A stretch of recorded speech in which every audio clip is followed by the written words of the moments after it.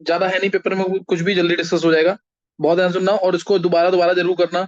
ये कौन से नंबर का पेपर आया जी निष्ठा? सर शायद 12 या 13 है।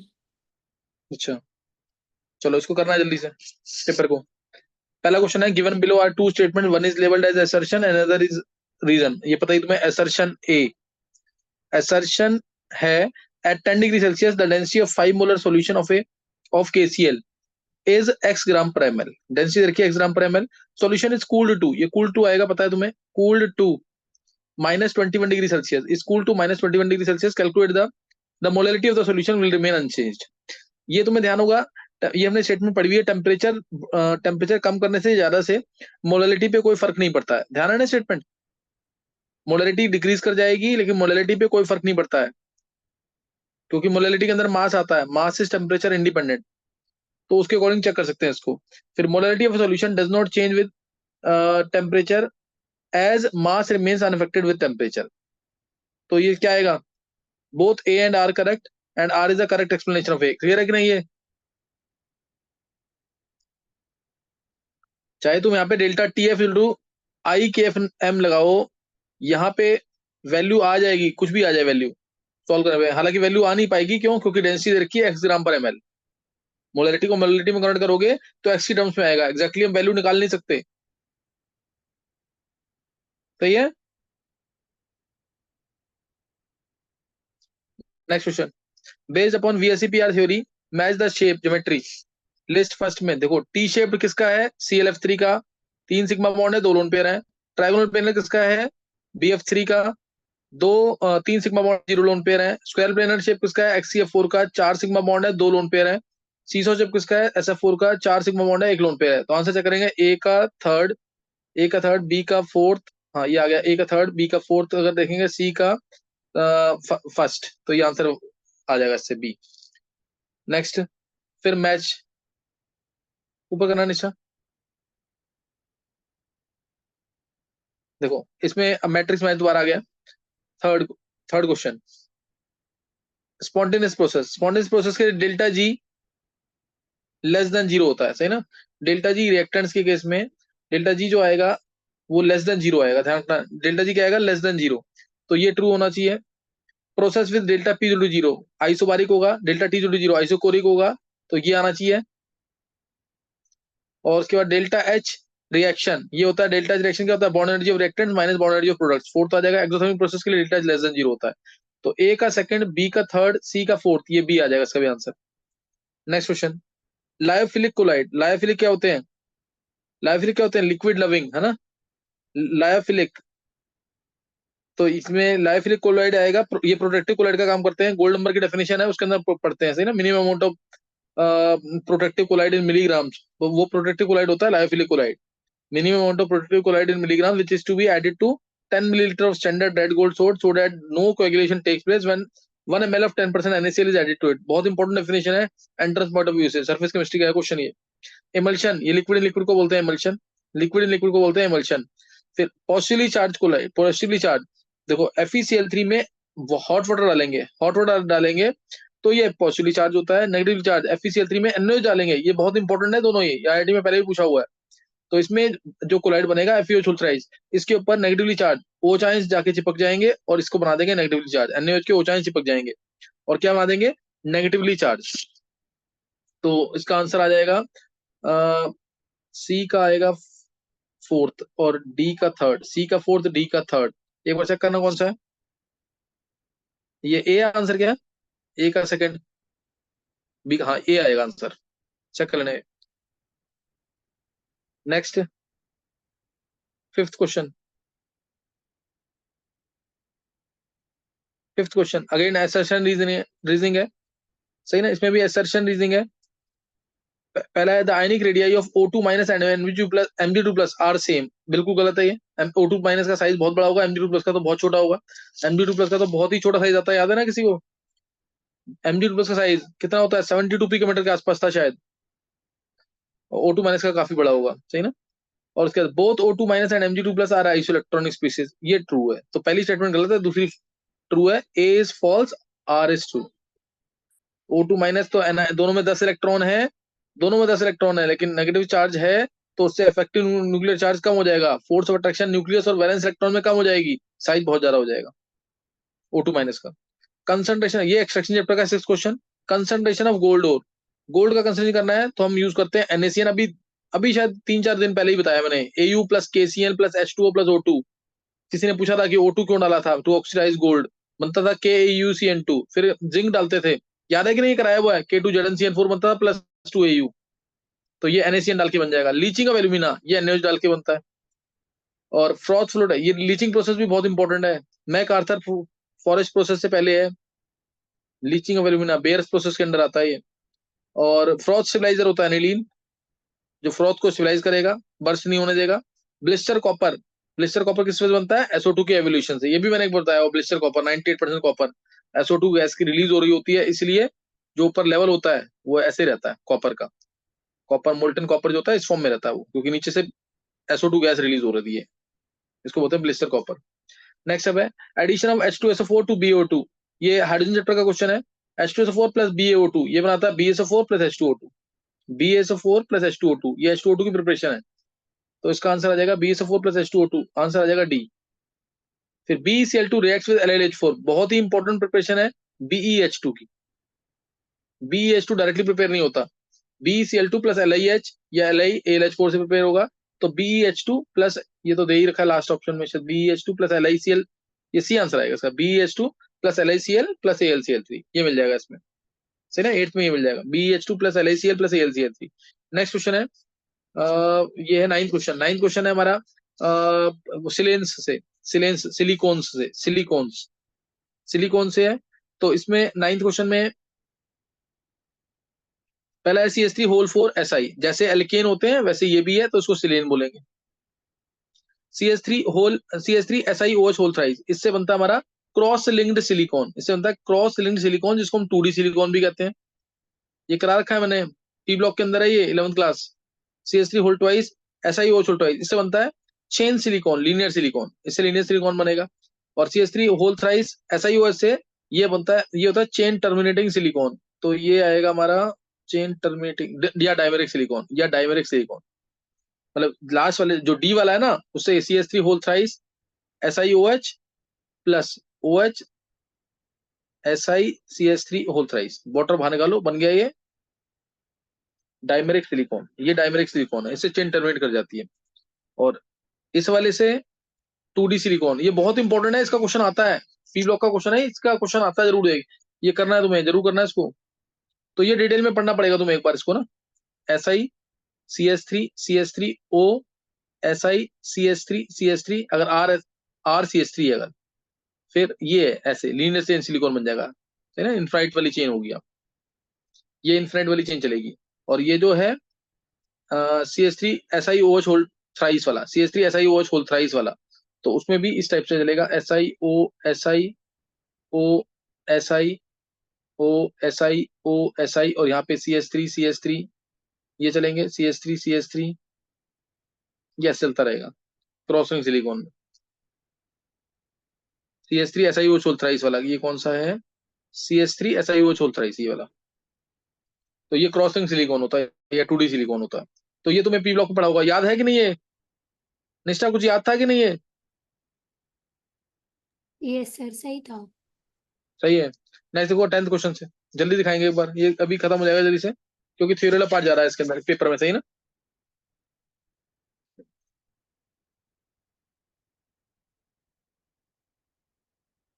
10th question, heating white phosphorus with concentrated NaOH, तुम्हें याद होगा, ये बहुत ही इंपॉर्टेंट क्वेश्चन है, मैंने बहुत हर चैप्टर में लगभग कुछ कहीं ना कहीं किसी ना किसी से लिंक करके पढ़ाई होगी। P4 plus NaOH plus H2, PS3 plus NaH2PO2, कुछ याद आया कि नहीं है?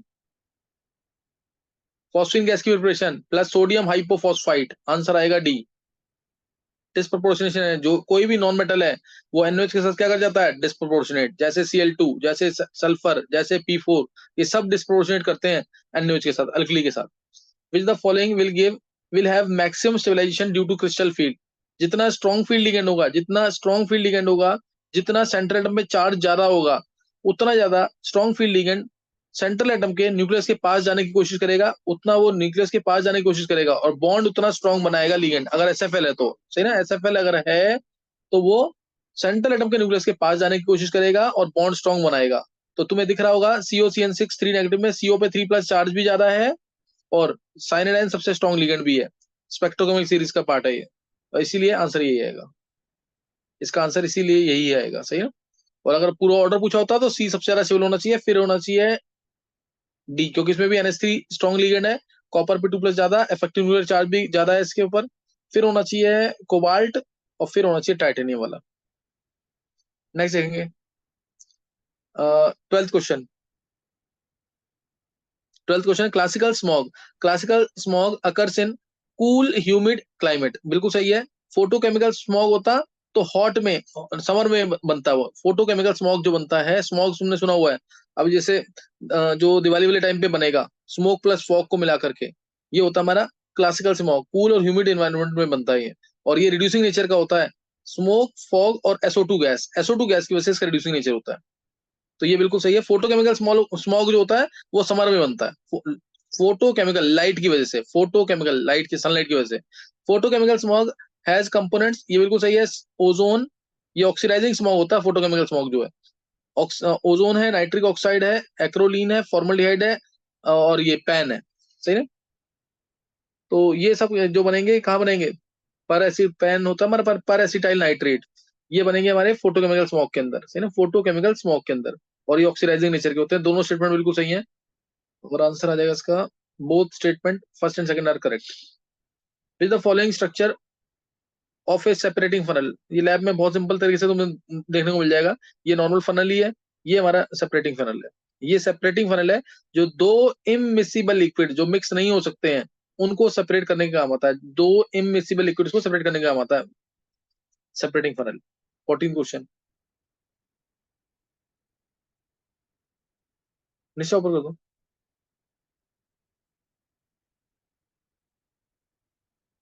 निश्चय 14 क्वेश्चन एक्सपेंड हो पाएगा थोड़ा सा। A and B respectively are, A और बी पूछा हुआ है। ए जो है, हाँ, ए जो है ये इसका ओजोनोलिसिस किया हुआ है, ओजोन डाला हुआ है, जिंक और एस्टो डाला, मिला क्या है, इथेन 1,2 डाई कार्बोल्डिहाइड प्लस ग्लाइकोजल, प्लस ग्लाइकोजल। तो इथेन 1,2 डाई कार्बोल्डिहाइड है, इथेन 1,2 डाई कार्बोल्डिहाइड, CH2CHO, 1 पे भी कार्बोल्डिहाइड, 2 पे भी कार्बोल्डिहाइड, और साथ में मिला है ग्लाइकोजल, साथ में ग्लाइकोजल, तो रिंग बन जाएगी ये रिंग बन गई। यहाँ से O बाहर, यहाँ से भी O बाहर, और आंसर आ गया दो ऑल्टरनेट पे, ये आ जाएगा, ये CH2CH2 यही आ रहा है ना, एक बार आंसर एक बार चेक करना। नहीं, इससे नहीं आएगा आंसर शायद, दोनों एक साथ ऑल्टरनेट पे आने चाहिए ना, ये नहीं आएगा यहाँ पे। ये बाहर निकालेंगे तो कंजुगेशन यहाँ नहीं रहनी चाहिए ना, ये बॉन्ड यहाँ पे आएगा, ये आएगा ना, एक बार चेक कर लेना। 1 2 3, cyclohexane 1 3, cyclohexane 1 3 diene, 1 3, cyclohexa 1 3 diene, cyclohexa 1 3 diene. ये तो ऑप्शन इसमें भी है और इसमें भी है। दूसरा क्या है, बी। बी में ओजोनोसिस किया तो मिला 5 ऑक्सो, 5 ऑक्सो क्या है ये, 5 ऑक्सो हेक्सेनल, 5 ऑक्सो हेक्सेनल,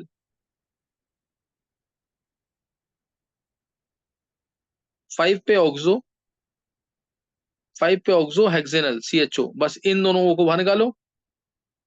दोनों जुड़ रहे हैं, साइक्लोपेंटीन है, और एक साइक्लोपेंटीन जहां डबल बॉन्ड बनेगा उसके साथ CH3 लगेगा, तो आंसर आ जाएगा 1 मिथाइल साइक्लोपेंटीन, यही आ जाएगा। जोड़ के देख लेना, तो आंसर डी होगा इसका, चेक कर लेना, डी आंसर है ना इसका, यस सर। डी आंसर आ जाएगा। हाँ, नेक्स्ट देखेंगे, निश्चय करना एक बार, बस सही है। डी देखो, the major product of the following reaction is, major product of the following reaction is, इसको भी थोड़ा बड़ा कर सकते हो तो कर दो एक बार। Major product of following reaction is, देखो इसमें आई है, यहाँ पे आई है, ये PHS- Na+ डाला है, PHS- Na+। अगर तुम थोड़ा सा सोच के देखोगे ना, तो विलियमसन सिंथेसिस रिएक्शन है, SN2 टाइप का मैकेनिज्म है। तो इसमें SN2 है, तो ये भी न्यूक्लियोफाइल हट सकता है और ये भी हट सकता है। तुम्हें पता है कि एराइल हैलाइड्स जो होते हैं कम रिएक्टिव होते हैं, एराइल हैलाइड्स कम रिएक्टिव होते हैं क्योंकि वो रेजोनेंस स्टेबलाइज होता है, F के साथ रेजोनेंस हो जाएगी बेंजीन के अंदर, तो इसलिए इसका बॉन्ड स्ट्रॉन्ग हो जाएगा, तो आई हटेगा और मैकेनिज्म लगेगा SN2, आई अगर वेज पे था, बैक साइड से अटैक होगा, तो जो न्यूक्लियोफाइल आएगा एस माइनस पीएच वाला जो न्यूक्लियोफाइल आएगा वो बैक साइड से आएगा, इसलिए आंसर आएगा इसका ए ऑप्शन, ये वाला आंसर आ जाएगा। ये बैक साइड से आ रहा है ना, डैश पे आ गया, तो ये आंसर आना चाहिए इसका। और बाकी एफ ऐसे एज इट इज रहेगा, बाकी एफ जो है वो एज इट इज रहेगा। अब दिखा दो अगला क्वेश्चन। SN2 जो होती है फास्टर होती है ArSN2 से। Which the following reactions will yield benzaldehyde as a product. Benzaldehyde कौन सा देगा, देखो ये रिएक्शन से रिलेटेड आ गया। COH है, SOCl2 डाला तो आएगा COCl, और फिर उसके H2PDBSO4 डाल दिया तो रोजनमंड रिएक्शन CHO, बिल्कुल सही है, दे देगा ये दे देगा। ए होना चाहिए आंसर। बी में CH2OH है, CrO3 और H2SO4 डाला, जोन्स रिएजेंट डाला तो CH2OH का COH बन जाएगा, तो ये नहीं देगा, ये देगा बेंजोइक एसिड। सी एस्टर है, NaBH4 डाला तो नो रिएक्शन, इसमें तो कुछ नहीं होगा, छोड़ देंगे इसको। CH3 में CrO3, ये तो शायद टार्ड रिएक्शन है, CrO3 फिर एसिटिक एनहाइड्रेट डाला हुआ शायद, तो और फिर H3O+, तो इसमें मिल जाएगा, तो ए में मिल जाएगा और डी में भी मिल जाएगा, आंसर आ जाएगा C, A and D, A and D आ जाएगा। नेक्स्ट निश्चय दिखाना एक बार। हाँ 17 क्वेश्चन, 17 क्वेश्चन, 17 क्वेश्चन है, in Hofmann statement 1, in Hofmann degradation reaction the migration of only an alkyl group, only an alkyl group from carbonyl carbon of the amide to the nitrogen atom. देखो मान लो यहाँ पे RCON है, ये बनता है ना इसमें, जब ये बनता था तो माइग्रेशन होता था, है ना, ट्रिपलेट नाइट्रीन बनता था तो माइग्रेशन होता था, तो इसलिए अब ये इलेक्ट्रॉन इधर, ये R इलेक्ट्रॉन लेके गया, ये R यहाँ पे अटैक कर देगा, इलेक्ट्रॉन डेफिशिएंट नाइट्रोजन पे अटैक कर देगा, ये R जो था यहाँ पे it can be aryl as well as alkyl, तो ये स्टेटमेंट इसीलिए गलत हुई है सिर्फ, of only an alkyl group का ना, ऑफ एल्काइल या एराइल ग्रुप दोनों हो सकते थे, तो ये स्टेटमेंट गलत है। हाँ बाकी माइग्रेशन सेम होता था। The group is migrated in Hofmann degradation reaction to electron deficient atom, बिल्कुल सही है, नाइट्रोजन क्या है यहाँ पे इलेक्ट्रॉन डेफिशिएंट, इसके पास माइग्रेट करता था, तो इसके पहली स्टेटमेंट गलत है, दूसरी सही है, ये आएगा D answer. Statement first is incorrect, second is correct ना। 18 क्वेश्चन, 18 क्वेश्चन आएगा, बेकेलाइट, बेकेलाइट तुम्हें पता है कॉम्स वगैरह बनाने में यूज करता है, यूटेंसिल्स में जो कुकर वगैरह का हैंडल होता है वहां पे यूज होता है, और इलेक्ट्रिकल स्विचेस बेस्ट एग्जांपल है, बेकेलाइट यूज होता है यहाँ पे, सही ना, बेकेलाइट देखो यूजेस से रिलेटेड क्वेश्चन भी बहुत आते हैं, पॉलीमर सेप्टर का है। और ग्लिप्टल, ग्लिप्टल जो है ये पेंट्स वगैरह में यूज होता है, पेंट्स और लिक्विड्स में यूज होता है ग्लिप्टल, सही ना, जिसको हम एल्काइड रेजिन भी कहते हैं। बेकेलाइट बनता है फिनॉल प्लस फॉर्मल्डिहाइड से, फिनॉल प्लस फॉर्मल्डिहाइड का पॉलीमर होता है बेकेलाइट। ग्लिप्टल, ग्लिप्टल होता है थैलिक एसिड प्लस ग्लाइकोल का, प्लस ग्लाइकोल का, ये पॉलीएस्टर होता है। PVC, polyvinyl chloride, vinyl chloride का पॉलीमर है PVC। PVC के तो तुम्हें पता होगा पाइप्स आजकल बन रहे हैं, PVC के पाइप बनते हैं आजकल, सही है। पॉलीस्टाइरीन, जो स्टाइरीन का पॉलीमर है, जो स्टाइरीन का पॉलीमर है, रेडियो और टेलीविजन कैबिनेट्स के बनाने का काम आता है, रेडियो और टेलीविजन के कैबिनेट वगैरह बनते हैं जो, वो इसके बनते हैं पॉलीस्टाइरीन की, फैब्रिक वगैरह में यूज होता है ये। तो उसको देखते हुए ए का आएगा सेकंड, बी का आएगा थर्ड, ए का सेकंड, बी का थर्ड अगर देखोगे तो आंसर शायद और सी का आएगा फर्स्ट, तो ये आंसर आएगा इसका सेकंड थर्ड फर्स्ट, हाँ ये आएगा डी, डी आंसर आ जाएगा, सेकंड थर्ड फर्स्ट और फोर्थ, सर सही है सी बिल्कुल। का फोर्थ है। सी का फोर्थ है, एक मिनट जाओ अभी देख लेते हैं, बी का, बी का आएगा, पहले ए से स्टार्ट करते हैं ना, ए का आया हमारा सेकंड, फिर बी का आया थर्ड, सेकंड थर्ड, सी का fourth, second third fourth first, second third fourth first, second third fourth first, ये ए आएगा आंसर, ए है ना आंसर इसका, यस सर। ए आएगा आंसर, सी। नेक्स्ट अब क्वेश्चन आ गया 19th, 19th क्वेश्चन देखेंगे।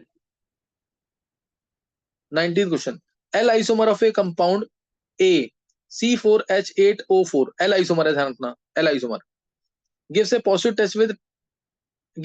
test with treatment of A with acetic anhydride के साथ, नहीं कुछ गलत है, gives a positive test with लिखा मिसिंग है ना यहाँ पे कुछ, यहाँ कुछ मिसिंग है, देखते हैं एक बार, gives a positive test with, यहाँ कुछ मिसिंग है, रहने देना अभी, treatment of A with acetic anhydride try acetate, यानी A के अंदर 3 OH ग्रुप्स हैं, A में 3 OH ग्रुप्स हैं। सर इसमें टॉलरेंस रिएजेंट आएगा। अच्छा वे टॉलरेंस एजेंट है, ये सर चेक किया था अभी। अच्छा सही, टॉलरेंस एजेंट सही है। और फिर ट्राइएसिडेट डेरिवेटिव सी दे रहा है, ट्राइएसिडेट डेरिवेटिव दे रहा है बस। फिर compound A produces an optically active compound B and an optically inactive compound C on treatment with bromine water and HNO3 respectively. Bromine water के साथ ऑप्टिकली एक्टिव दे रहा है, HNO3 के साथ ऑप्टिकली इनएक्टिव दे रहा है। कंपाउंड ए इज, पहले तो वो ए होना, ए जो है वो एल होना चाहिए। एल आ रहा है हमारा ये वाला, ए वाला एल आ रहा है, ये भी ए एल है, ये भी एल है। पेनल्टीमेट कार्बन पे OH लेफ्ट पे है, पेनल्टीमेट कार्बन पे OH लेफ्ट पे है। ये राइट पे तो नहीं होगा, ये राइट पे तो नहीं होगा। ए और बी में से एक आंसर है, ए और बी में से एक आंसर है। अब HNO3 डालने पर ऑप्टिकली इनएक्टिव मिल रहा है ना, HNO3 डाल पे ऑप्टिकली इनएक्टिव सिर्फ यही देगा। क्यों? क्योंकि HNO3 डाल दिया तो CHO का बन जाएगा COH, CH2OH का भी बन जाएगा COH। बन जाएगा आंसर कि नहीं मीजो वाला फॉर्म? ये OH, ये OH, H और ये COH, तो ये आ गया प्लेन सिमेट्री यहाँ पे, ये आ जाएगा ना इसलिए। और अगर तुम ब्रोमीन वाटर डालोगे तो सिर्फ CHO का COH बनेगा, इसलिए आंसर आएगा ये। क्लियर है कि नहीं? ये इजी क्वेश्चन था, डायरेक्ट हो जाएगा ये, जरूरत ही नहीं थी टॉलरेंस रेजेंट की, तो टॉलरेंस की जरूरत ही नहीं है क्योंकि सभी CHO है। एल आइसोमर ढूंढो पहले, एल आइसोमर बोला है तो पेनल्टीमेट कार्बन पे OH होना चाहिए लेफ्ट पे। नेक्स्ट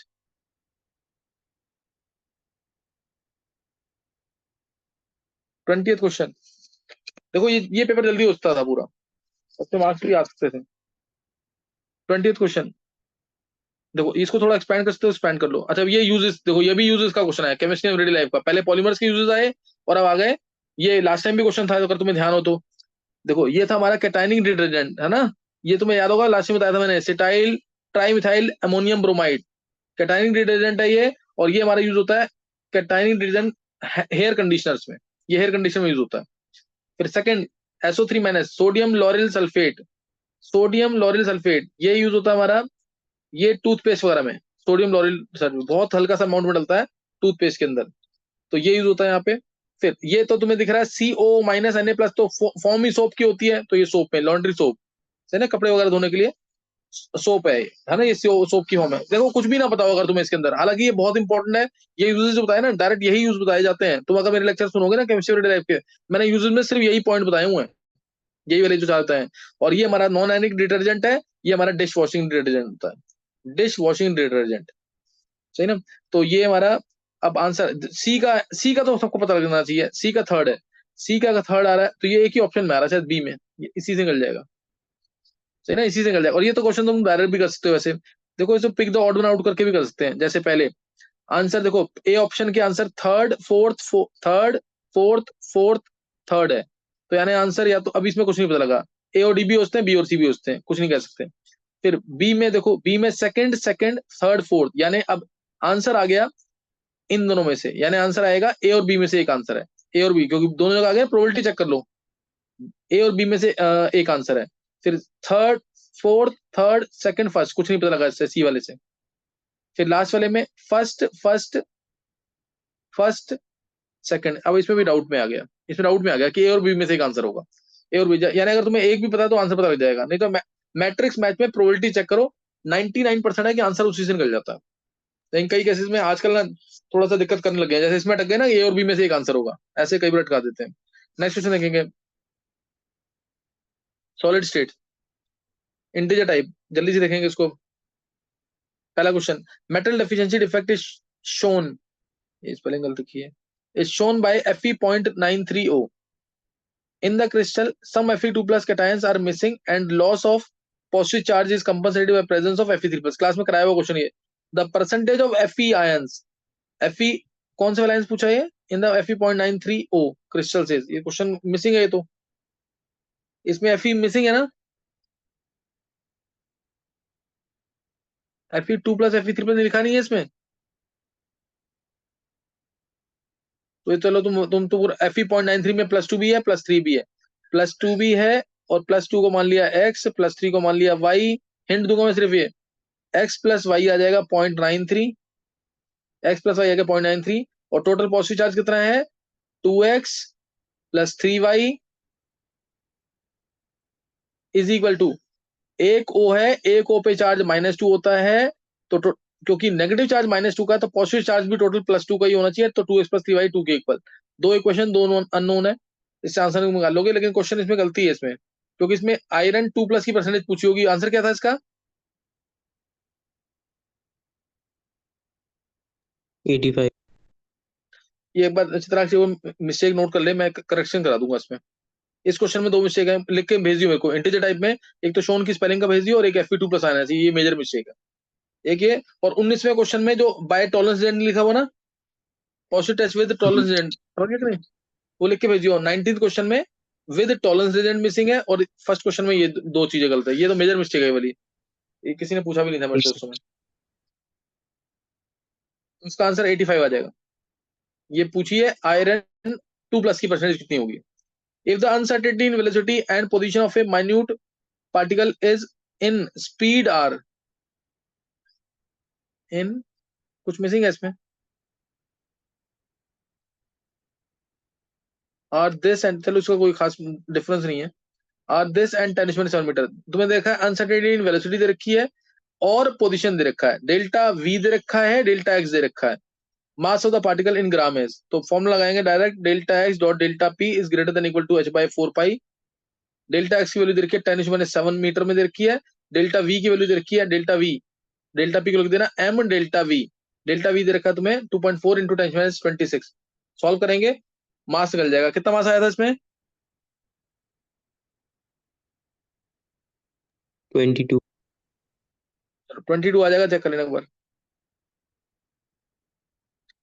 फॉर्मूला लगाएंगे हाइजेनबर्ग अनसर्टेनिटी प्रिंसिपल का। Next third question, 2 gram of non volatile non electrolyte solute is dissolved in 200 gram of 2 different solvents A and B whose ebullioscopic constants are in the ratio 1:8. The elevation in boiling point of A and B are in the ratio, A and B are in the ratio x by y, x is to y, the value of y is, तो ये तो delta TB1 जो होता है वो होगा KB into M1, solvent different है तो KB1 into molality by upon में delta TB2 is also equal to KB2, solvent different है क्योंकि, इंटू मोलैलिटी, मोलैलिटी रहेगी सेम, क्योंकि सेम क्यों रहेगी, 2 ग्राम नॉन वोलेटाइल सोल्यूट है, 2 ग्राम नॉन वोलेटाइल सोल्यूट है और 200 ग्राम सॉल्वेंट है, 2 डिफरेंट सॉल्वेंट्स है, सॉल्वेंट डिफरेंट है लेकिन वेट सेम है, और नॉन वोलेटाइल सोल्यूट सेम है तो मोलर मास उसका सेम रहेगा, इसलिए मोलैलिटी दोनों सेम रहेंगी, सही ना। सॉल्वेंट का मास 200 ग्राम है और सोल्यूट जो है उसका मोलर मास सेम रहेगा क्योंकि सोल्यूट सेम है। तो KB1 और KB2 पे डिपेंड करेगा। वो दे रखा है तुम्हें delta TB1 by delta TB2 दे रखा है 1:8 का, 1:8 दे रखा है ना, ये एबुलियोस्कोपिक कांस्टेंट का रेशियो 1:8 का है, ये 1:8 का है, और this is also taken as x by y। अब x और y की वैल्यू पूछिए ना इसमें, Y की वैल्यू पूछी.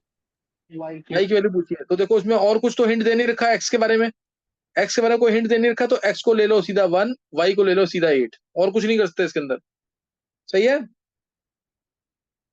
Yes. यही क्या है चित्राक्ष? Yes.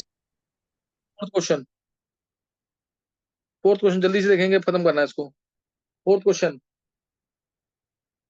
और ऊपर करो नेक्स्ट एक बार, क्या पता नीचे स्पेस मिल जाए, और करो, और ऊपर करो। हाँ फोर्थ क्वेश्चन देखेंगे। फोर्थ क्वेश्चन है 2NOCl gives 2NO plus Cl2, 2NO plus Cl2, ये देखा गैसियस फॉर्म में रिएक्शन है, और इसे बोला है 2 मोल लिया NOCl, 2 मोल NOCl है, was placed in 1 liter flask, 1 liter flask है, and the concentration of NO after equilibrium was established was found to be 0.4। इसमें से गया मान लो x, तो बनेगा ये x, ये बनेगा x/2। 1 लीटर का वेसल है तो कोई जरूरत नहीं है डिवाइड करने की वॉल्यूम से, और दे रखा है इसने, ये आया 0.4, ये 0.4 है, इसका मतलब x होगा 1.6, x 1.6 है तो ये 1.6 आ गया, यही ना, concentration NO is found to be 0.4, और ये आ जाएगा हमारा 0.8, ये आ गया। और उसके इक्विलिब्रियम कांस्टेंट पूछा हुआ है, तो Kc आएगा 1.6 का स्क्वायर इंटू 0.8 डिवाइडेड बाय 0.4 का स्क्वायर, यही क्या है।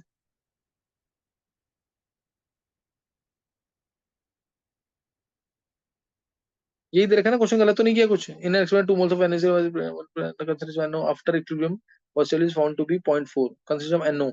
अच्छा NO गलत कर दिया है, NO का कंसंट्रेशन है 0.4, ये 0.4 है, ये 0.4 है तो ये 0.2 हो जाएगा, ये 0.2 हो गया और ये 0.4 है तो 1.6 ये होगा, ये 1.6 होगा। वैल्यू पुट करनी है, 0.4 का स्क्वायर ऊपर आएगा इंटू 0.2 डिवाइड बाय 1.6 का स्क्वायर। क्या आंसर आ रहा है इसका Chitraksha?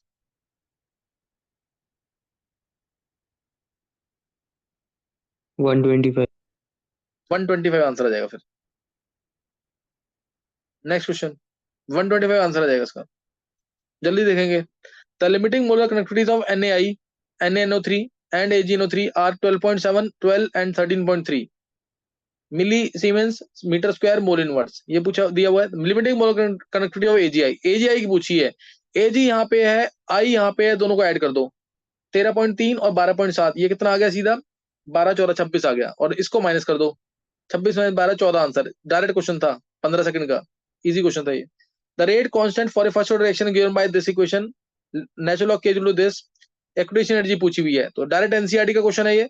Natural log K equal to क्या आएगा, सॉल्व करने से Arrhenius equation, natural log of A minus EA by RT, compare करो इसमें, तो ये आ जाएगा EA by R is equal to 2 into 10 की 4 K बाय T की जरूरत नहीं है, ये आ जाएगा R से मल्टीप्लाई करो, आंसर आ जाएगा। क्या आंसर आ रहा है इसका? R यानी 8.3 मल्टीप्लाई करो, आंसर आ जाएगा। और किलो जूल में पूछा है तो बाय 1000 और कर देना। क्या आंसर आ रहा है इसका? 166 किलो। 166, डायरेक्ट क्वेश्चन है भी। फिर number of statements correct from the following for copper, atomic number 29 is are, copper second complexes are always paramagnetic, true, 3D9 आएगा। ऑड में है, copper first complexes are generally colourless, ये भी generally colourless, ये भी ट्रू है, क्योंकि इसमें भी कोई अनपेड इलेक्ट्रॉन नहीं होगा। हालांकि Cu2s ब्लैक होता है, अगर तुम्हें ध्यान हो तो, है ना, पोलराइजेशन की वजह से Cu2s ब्लैक, Cu2O रेड, ये चार्ज ट्रांसफर भी है इसके अंदर, सही ना, लेकिन जनरली बोला है तो इसलिए कोई दिक्कत नहीं है। Copper first is easily oxidise, बिल्कुल सही है, क्योंकि कॉपर प्लस से ज्यादा स्टेबल होता है कॉपर 2 प्लस, डिस्प्रोपोर्शनेट हो जाएगा ये ट्वाइस ऑफ कॉपर प्लस लेकर के, तो ये भी सही होना चाहिए।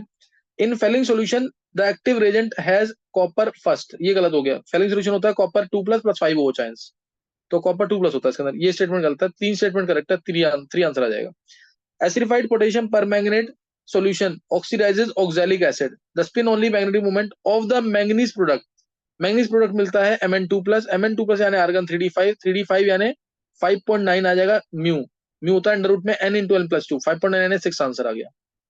9th question, two elements A and B form, निशा पर कर दो, two elements A and B form which form 0.15 mole of A2B and AB3 type compounds. 0.15 mole है दोनों के, मोल दोनों के इक्वल है, मोल दोनों के इक्वल है, या मोल 0.15 लेके भी निकाल लो, तो number of moles of A2B is equal to number of moles of AB3।